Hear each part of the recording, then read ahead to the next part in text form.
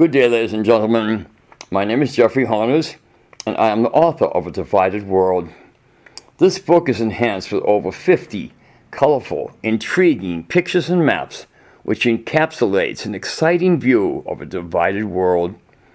The story begins with America as a colony of the British Empire, a colony which ended abruptly for the British in the 18th century. It briefly reminisces the era of Queen Elizabeth in the 16th century and takes the reader through the American Revolution and the birth of a new nation, of conflict with America's native Indians, and the hardship of American slavery. From the days of cowboys and Indians in the wild, wild west of America, this book sweeps across the globe to the time of the Industrial Revolution and the competition among the leading industrial nations for control of sea lanes and territory. The reason for this competition among nations was to control the supply of raw materials necessary to keep ahead of the demand for manufactured products. From the time of the Spanish-American War, led by Maximo Gomez, whose statue is on the cover of this book with me, through the First and Second World Wars of the 20th century, in a little over 220 pages, this book reveals lessons of world history unlike any history book ever written.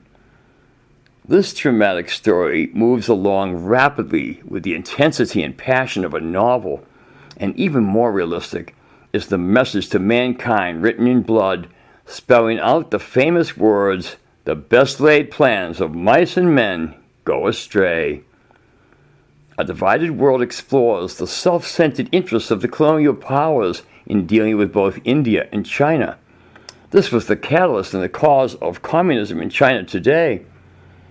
Deeper still, prophecy is examined, along with astounding evidence that strongly suggests that our lives on Earth are predetermined before our birth, and that every event in our lives is meant to be beyond our ability to comprehend.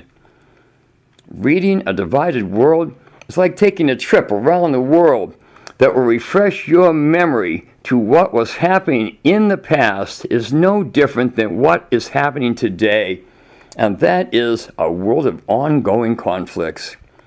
In truth, the world is a spiritual vessel beyond man's shaping, and he who tries to shape it loses.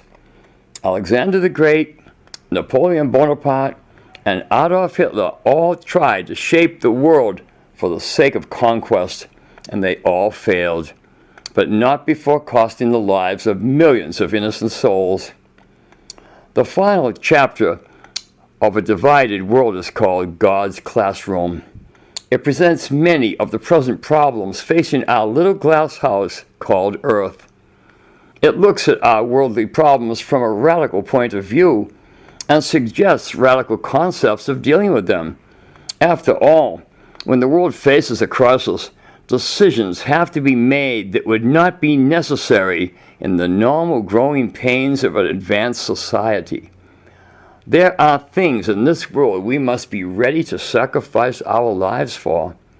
At this time, the problems facing mankind may seem impossible to overcome, but then again, all throughout history, man has achieved what earlier civilizations would consider impossible. In the small villages clustered throughout the hills on the island of Jamaica, the God-loving people have a saying, and that is, where there is life, there is hope. Enjoy the book, and let me know how you liked it. Goodbye for now.